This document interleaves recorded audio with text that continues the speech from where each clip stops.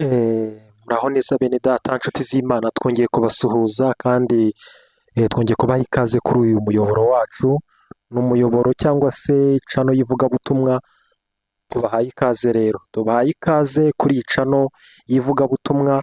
Ni ivugabutumwa ry'Imana cyangwa se iyobokamana twabazaniye kuri uyu murongo wa YouTube cano yitwa Umunaziri @2020. Nujya kuri cano cyangwa gusacinga cano yacu wandika Umunaziri @2020. Tubahaye ikaze rero kuri uyu murongo w'ivugabutumwa. Turashaka kuzajya tubagezaho ubuhamya, tubagezeho inkuru z'isanamitima, tubagezeho ijambo ry'Imana. Rero tubahaye ikaze cyane. Tubafitiye inyigisho nyinshi cyane, tubafitiye abavugabutumwa bakomeye tuzajya tunyuza hano ubuhamya bwabo, tubafitiye n'abandi. Nawe aho uri hose uratumiwe mu izina rya Yesu Kristo.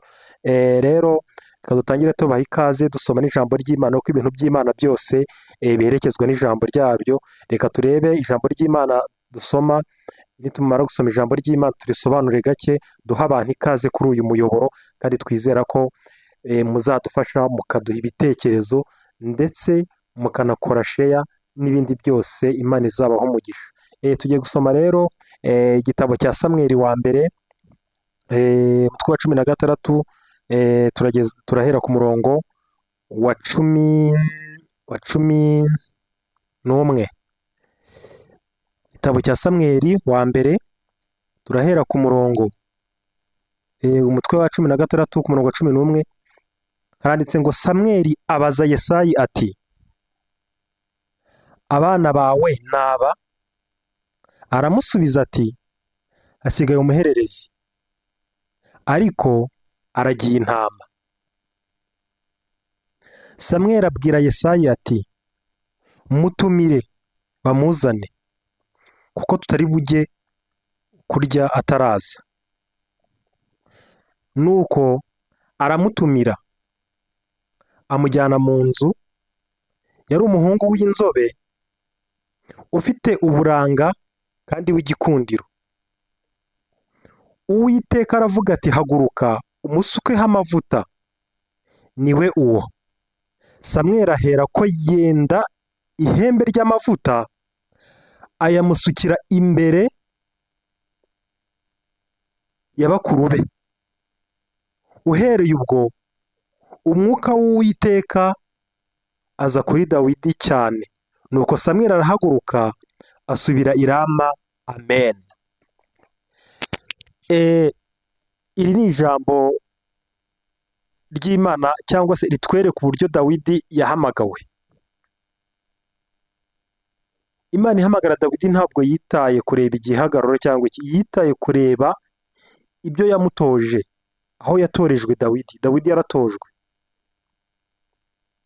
Imana ntabwo yitaye kureba igihagararo, uburanga, oya, kuko hari abari babifite bamurenze. Ariko igihe Imana yamutayeho imutoreza mu ishyamba, aragira intama, bakuru be ari ingabo zikomeye z'umwami. Ntabwo yigeze ireba uko abantu bareba. Niyo mpamvu natwe uyu muyoboro cyangwa iyi cano y'ivugabutumwa tubafitiye abantu bamwe na bamwe bagiye bahamagarwa muri ubwo buryo. Tubafitiye ubuhamya bw'abantu bamwe na bamwe bagiye bahamagarwa muri ubwo buryo. Rero icyo tubasabye ni iki? Muduforowinge, mudukurikire. Turabizi abari mu bihugu byo hanze ku isi, abari ku migabane itandukanye, Leta Zunze Ubumwe za Amerika, abari mu bihugu bya hose, abari ku mugabane w'i Burayi, abari mu mugabane wa Aziya, no muri Afurika, no mu Rwanda, mu gihugu cyacu aho twicaye aha, ndetse n'abandi bose bumva ururimi rw'Ikinyarwanda. Iyi ni cano ikuzaniye inkuru nziza, inkuru yo guhembura imitima. Iyi ni cano buri muntu wese ahaweho ikaze. Karibu rero twatangiye ijambo ry'Imana, ubu tugiye gukurikizaho ivugabutumwa, dukurikizeho n'ubuhamya. Karibu rero tubahaye ikaze kuri uyu murongo, kandi Imana idaha umugisha, izatujya imbere, izabana nanjye kandi izabana namwe. Amen. Ciao, shalom.